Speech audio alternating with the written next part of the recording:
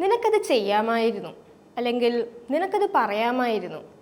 ഇത് നമ്മൾ എങ്ങനെ ഹിന്ദിയിൽ പറയും നോക്കിയാലോ? നിനക്ക്, നിനക്കിന് നമ്മൾ എന്താ ഹിന്ദിയെ പറയാ? തൂ. അത്, വ.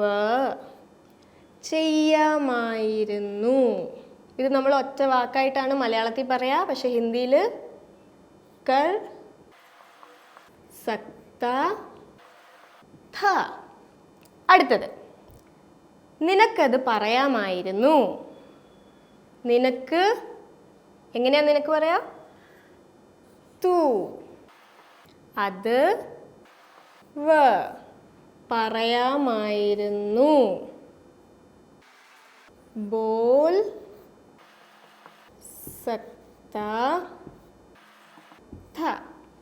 അടുത്തത്, നിനക്കത് ചോദിക്കാമായിരുന്നു. അതെങ്ങനെയാ ഹിന്ദിയിൽ പറയാ? ഒന്ന് കമൻറ്റ് ചെയ്ത് നോക്കിയേ.